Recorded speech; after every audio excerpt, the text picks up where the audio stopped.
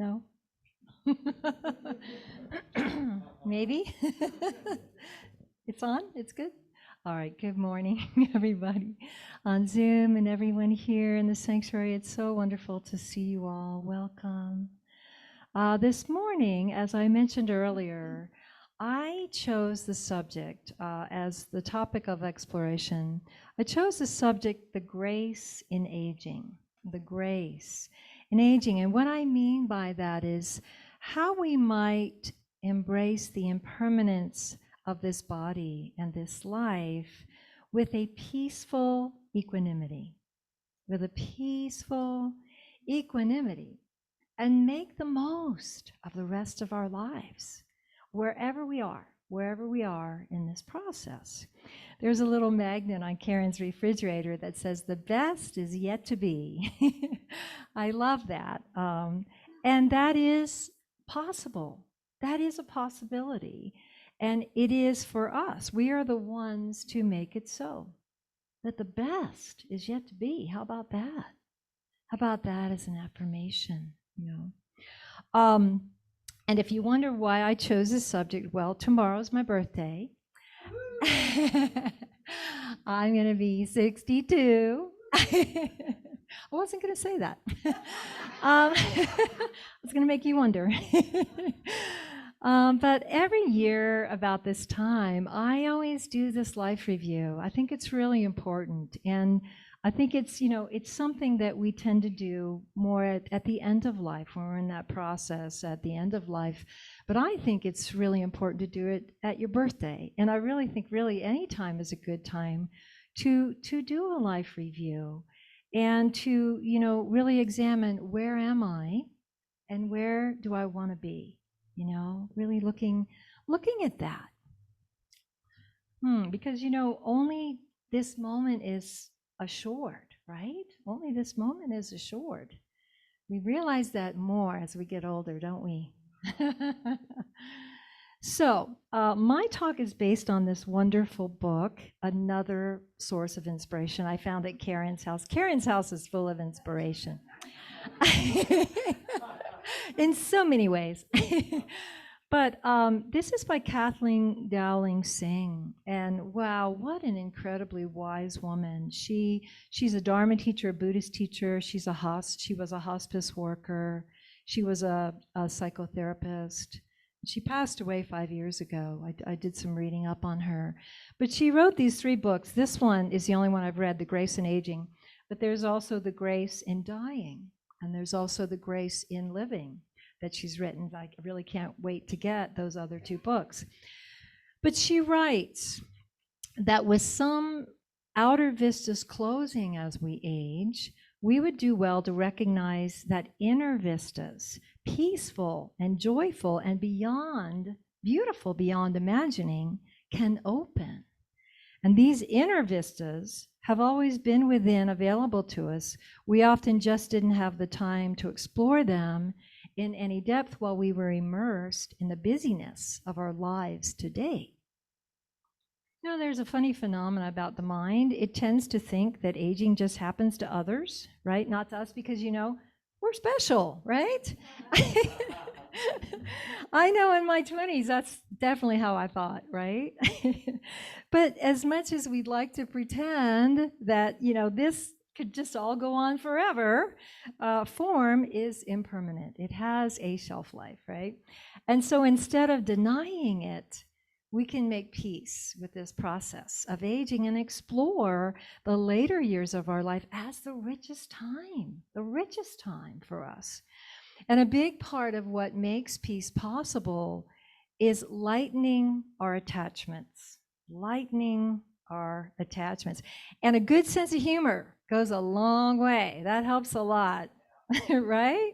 If we're not so attached, some of the changes are really rather humorous, right? Rodney Dangerfield joked, "I'm at the age where food has taken the place of sex in my life. I've just had a mirror put over the kitchen table." Yeah, a mirror to look at all that sexy, good-looking food, right? But even eating can become challenging, right? Because of teeth, right? Teeth can be an issue. I've never even thought about my teeth until the last decade. All of a sudden, it's like, yeah, I'm going to the dentist a lot. And my mom, she is hanging onto her last molar that's attached to her bridge for dear life, and she's not letting it go. Her dentist told her a year ago she had to have it pulled, and she hasn't had it pulled. You have to know my mom. She's really determined, and she's affirming the health of her molar. I read in Reader's Digest about these two old guys, Fred and Sam, who went to the movies. And a few minutes after the movie started, Fred noticed that Sam was down like on his knees on the floor, like searching around for something. And Fred said, "What are you doing, Sam?" And Sam was like kind of irritated. He says, "Well, I had a caramel in my mouth and it fell out." And Fred said, "Well, leave it. It's probably filthy by now." And he goes, "No, I've got to find it. My teeth are in it."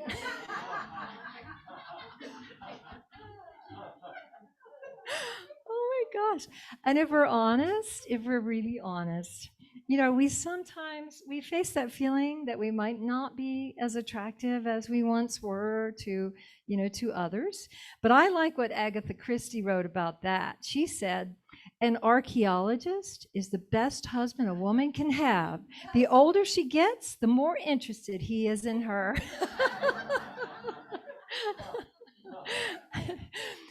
And in some ways, getting older can seem dangerous, right? It can seem dangerous. I saw a meme that said, "Regular naps prevent old age, especially if you take them while driving."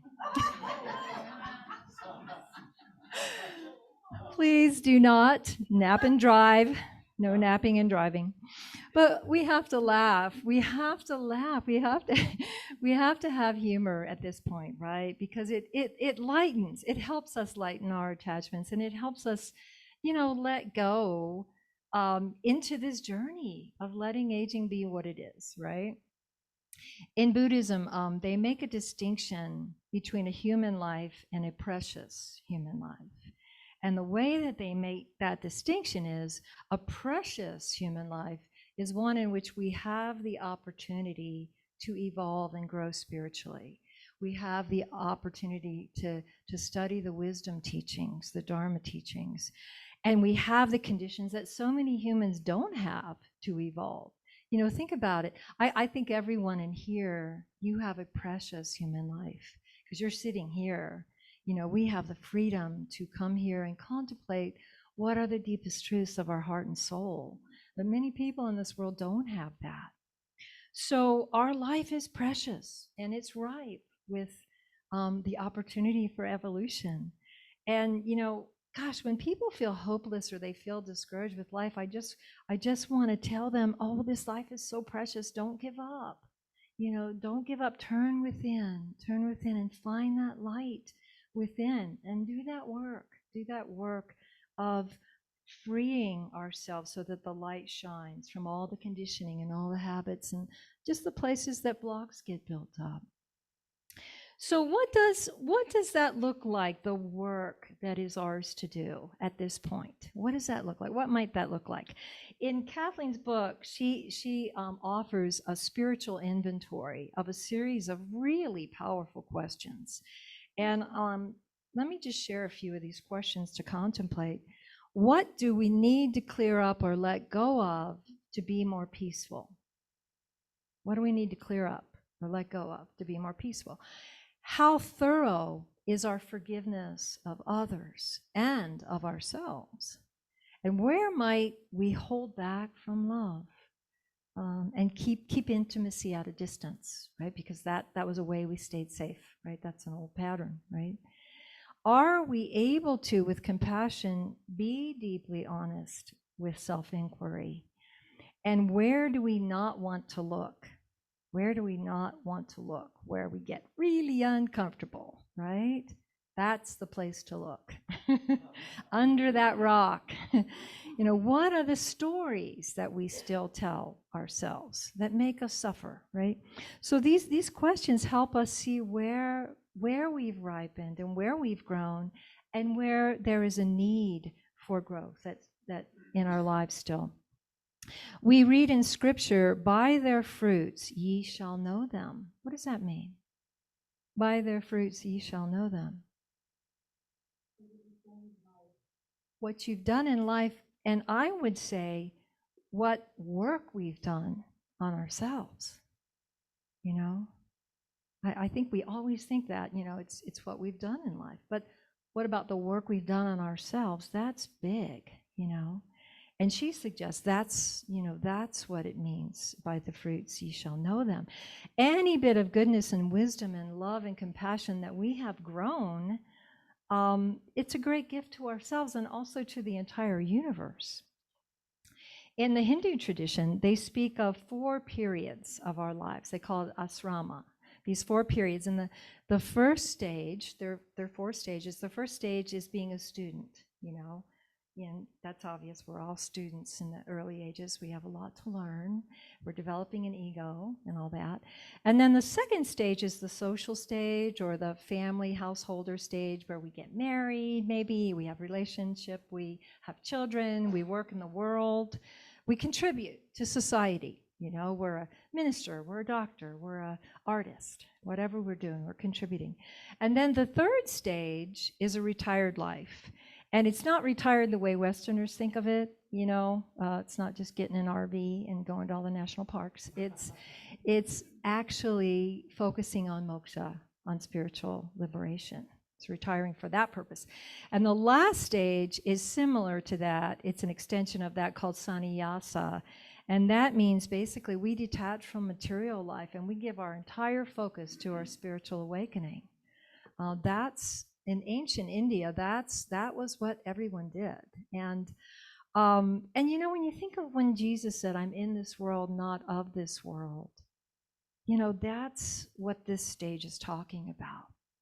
Detachment from the world. I'm in this world, not of this world. The world that I am of is a world of this deep inner journey, this spiritual awakening, finding the kingdom of heaven. That is, that I am, right? So the general idea of asrama is we learn in early life, then we contribute to the world, and then we give our full attention to spiritual awakening. And like for me, I was thinking, where am I on that scale of 4 stages? I'm kind of combining the last 3, actually, because I'm contributing to the world as a minister and musician, but I'm also, I feel incredibly fortunate that my work can also be my spiritual life and awakening. I love writing these talks every week because I really immerse myself in these teachings, and so I feel really blessed. So if we're in the later stages of our life, it's important to do that inventory and ask ourselves, who am I beyond the functions I've served? You know, so when you ask somebody, who am I, they probably don't say, I'm infinite light and love, right? They probably say, well, I'm a doctor, right? Or I'm you know, I'm this, I'm that. You know, who am I beyond the functions I've served? And who am I beyond the persona I presented to the world and to myself? You know, maybe what we present to the world is this happy person, this really person that's got it all together, right? But then when we're alone in our quiet time, we're not fully at peace. And there's unease, or there's unhappiness. There's a feeling of being stuck in some old conditioning, right? Or perhaps we haven't fully forgiven and our mind ruminates, you know, ruminates on that. So the truth is, and it's a humbling fact, and it's a relief to just acknowledge that we all as humans have wounds to heal. We all as humans have wounds to heal. And it's a courageous thing to be here in this earth school, don't you think? It takes incredible courage to be a soul and come into this body and be in this world and do this work. And we all have our work to do to heal, to become completely free of conditioning and habits. And when we acknowledge that, it releases us from pride. And that's another thing that blocks us. So it's a good thing. It's a good thing to be released from pride. So Kathleen invites us to explore and inquire what keeps us from just resting in love and peace and not needing to grasp love and peace from anywhere else, right? And she has a powerful chapter on exploring the often subtle places where unforgiveness is stuck in us, or unforgiveness is stuck in us, and taking care of this so as to become liberated before we leave here. When you work in hospice, you see people really wanting to clean the slate, right? It's so important that everything is forgiven before you leave. But why wait till the last minute, right? Because you never know if you have time at the end to do that work. There's a beautiful poem from Jan Richardson about this. She writes, "Let what distracts you cease. Let what divides you cease. Let there come an end to what diminishes and demeans, and let depart all that keeps you in its cage." I love that. It's so deep. Let what distracts you depart. Let what divides you depart. So deep. The mind is pretty good at telling stories that convince us that all our resentments or judgments are justified, right? Have you noticed that about your mind? Have you noticed that story? And they might be justified, but here's the thing. When we're on our last day, we would want to be free of that heavy weight. So why not become free now? I sang that song that I wrote my dad, and I remember being with Dad that last week of his life, and he was in hospice. He was in a hospice wing of a hospital. And, during that time, it was just mostly me and him. The nurses just left us alone. They're angels, hospice nurses. And I just sat in a lot of silence with him, and I felt like I was really connected, and I felt like we kept going to the other side. And, I wanted him to feel it's just love. It's so beautiful. There's nothing to fear. And I would sing to him these songs, and we'd sit in silence, and I'd caress his face and his hands. And at one point, it was 2 days before he passed, I had the urge to call my mom. And Dad was in a coma, but I could tell that he could hear everything I said, because I could tell, because at one point, it was Easter Sunday at one point, and I said, "Dad, I wish I could take you to Aunt Sarah's. I know how much you love her cooking, and we always go there for Easter." And this big tear rolled down his cheek. So I knew he heard everything I said. He could understand. He was just in a coma, but he was there. So I had the urge to call Mom, and they got divorced when I was just a little girl, but they were friendly, they were amicable. But I knew there was this unhealed, some forgiveness, some difficult feelings that needed to be healed. So I called Mom, and I got her on the phone. I said, "Mom, Dad's here. He's probably going to leave in the next day. And did you want to say goodbye?" And she said, "Yes." And so I put the phone up to Dad's ear, and my mom just became this, she just was filled with compassion and love. And she thanked him for the beautiful children that they bore. She thanked him for all the love and all the good times. And in her own way, she forgave him and asked for forgiveness. And it was just so beautiful. And the last thing she said is, "I'll see you on the other side, Carl." It was so sacred. And you could just feel the forgiveness. It just felt like, whoo, just massive release. And I looked at my dad's face, and there was this peace, like his expression was almost ecstatic. It was so beautiful. Whew, it's a lot to share that story. Boy, my heart's all like palpitating. Okay. But Kathleen writes, forgiveness is a big deal. Forgiveness is a cleaned slate. And without it, we have no prayer of entering the peace of presence. It softens us. It relaxes our hardened stances and our tense bodies. It frees us from stuck positions that hold us in limitation, hold us unfree, keep us from now. Keep us from now. I shared, I think in a talk last month, that I have this forgiveness practice. I just sort of made it up, but I think it really works. I walk in walking meditation every day, and I sometimes, if I feel like I have any kind of, pinch in my heart where I'm kind of holding somebody out, I bring them to mind on my walk, and I imagine that I go around the curve and here they are. And I see their face, and their face gets all like soft and humble and open and almost teary. And I feel their love and I feel their humility, and I hear them express that they would like healing between us. And I feel that melt my heart, and then I just feel like something shifts. And it's as if I have just put that possibility out into the quantum field, right?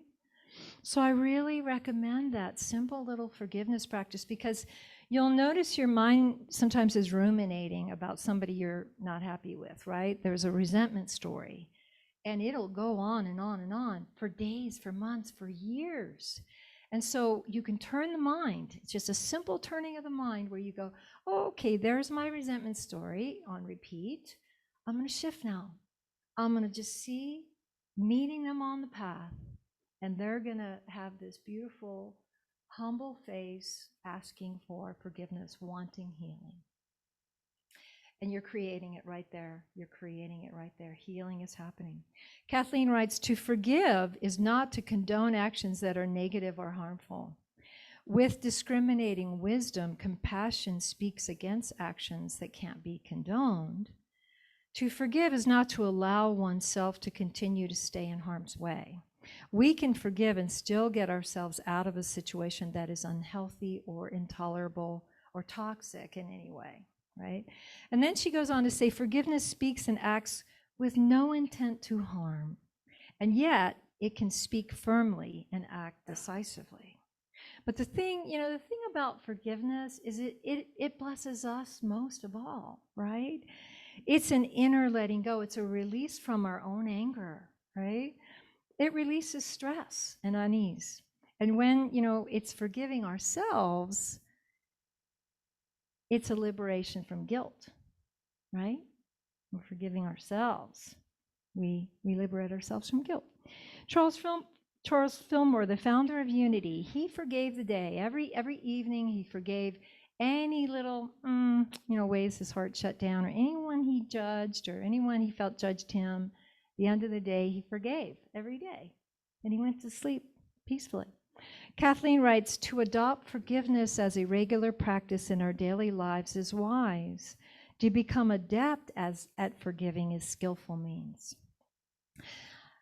It would be a gift to our suffering, torn, and conflicted world if we were to embody this mind of spacious equanimity as part of our commitment to spiritual ripening. There's a beautiful Buddhist prayer that goes, for all the ways that I have harmed another in any way, either knowingly or unknowingly, through ignorance and confusion, I offer my forgiveness. And then you say, for anyone who has harmed me in any way, either knowingly or unknowingly, through ignorance and confusion, I offer my forgiveness. Well, the first one is I ask for forgiveness.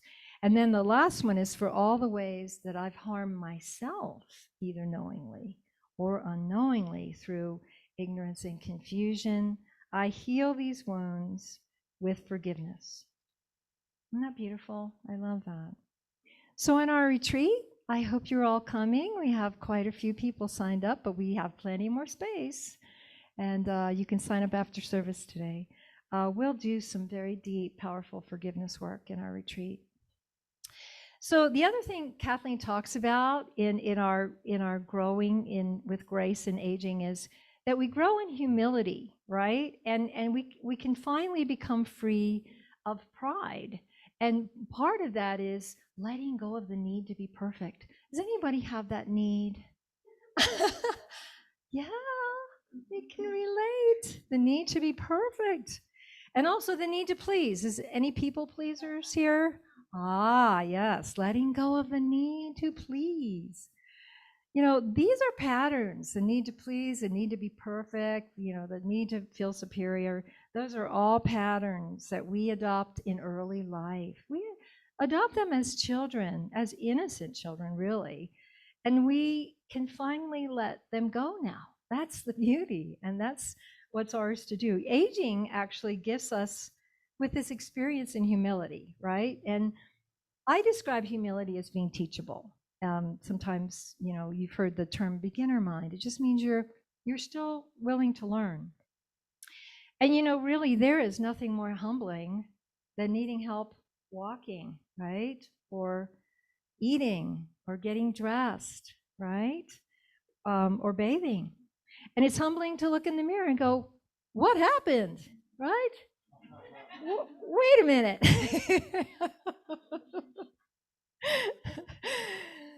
But it can really serve to release us from our pride and our ego, and in subtle ways we might feel special or superior to others, right? I am finding myself surrendering to changes. I think maybe in my 40s I was a little more resistant, but now I'm just surrendering to the changes. It's kind of a relief to have the vanity just let it go. It's going anyway. It's so freeing when it doesn't, you're not trying so hard anymore to be some perfect thing, right? So with, grace comes when we let go of pride, right? Perfectionism is a kind of pride, and it often comes from that childhood belief that if I'm not perfect, I won't be loved. Or if I'm not perfect, I'll be rejected. And so to explore these patterns now and realize, oh, wow, I don't have to be perfect. What a relief, that's healing, and that's transformative, and that's freedom. I know for me I was thinking about my patterns, and the conditioning that I have worked on in my life. And there was a period in my childhood where my stepdad came into our family, into our life. And that was a difficult period for me. And during that period, I did not feel safe. And I think as a little girl, I didn't feel like I received enough love. I had a greater need for love, and there was a bit of fear, and there was just some real woundedness in that period, in those relationships with my parents at the time. But one thing I figured out: if I went to school and I got straight A's, and if I played the piano really well, and if I sang really well, and if I was really good in athletics, basically, if I was good at everything, I got love, right? Mostly from teachers, mostly from school. So I figured that out, and that's conditioning that I developed. Okay, I'm just going to be good at everything, right? And it took a lot of years to unwind that conditioning and not need to earn love by being talented, right? But realizing that I could just rest in love. I could just rest in love. And it was a spiritual awakening in 91 where I really merged in infinite love. And it was that really set me free. It's like, oh, love is, you don't have to earn it. You are it, and you can rest in it, and you can feel held in it, and you can just be it.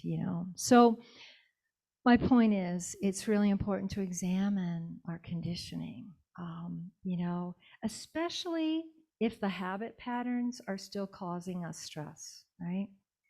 Kathleen asks us to consider, what are you doing to release any remaining persistent habit patterns so as to spend the rest of your life in a mind that is more peaceful and at ease? What are you doing? I want you to tell me after service, okay? She says, you can think, oh, this is so beautiful. She says, you can think of the wounded places in yourself like an abused dog that you adopt. You take that sweet dog and treat it tenderly and lovingly and teach it new ways. Isn't that beautiful? You know how we treat an abused animal. We go get that animal and take it home, and we just shower it with love. And this is what we need to give ourselves in the places that are wounded in us. So this is the journey in our later years, if we choose it, training and becoming a healed and functioning self so that the light of spirit can shine beautifully through us. So, in closing, would you join me in some affirmations? I give my attention to letting go of all that binds me. Together.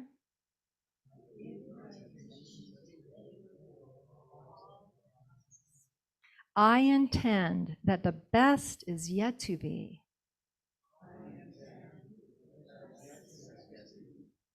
I am becoming free of all attachments. I am choosing to live with deep inner peace.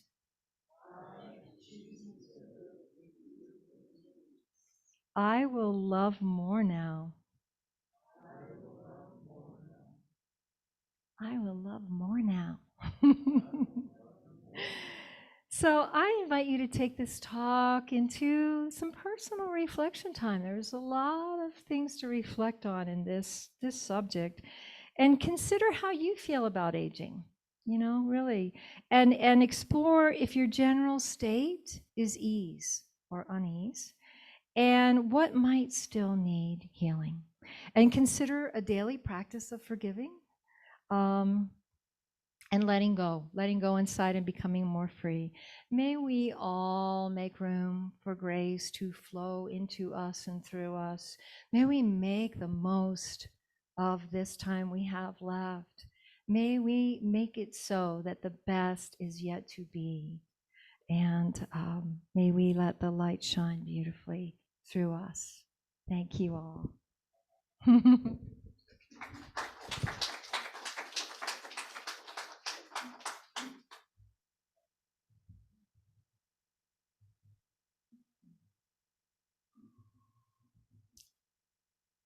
you, Reverend Kathy. You are showing us the way. Thank you so much. And we would like to ask if our Zoom tech folks, perhaps Brooks and Glenn, could put all our Zoomers on gallery so we can just say hi and be able to see everybody. Here we are. Hi, everybody. Hi, everybody on Zoom. We want to see if we can see you. Can we see gallery? Okay. Well, we're trying. I know this is so high tech. I have no idea how you do this. Really. I know. It's a miracle. Well, we know that you're there, and we bless you, and we love you all, and we can't wait to see you. Yay! Hi.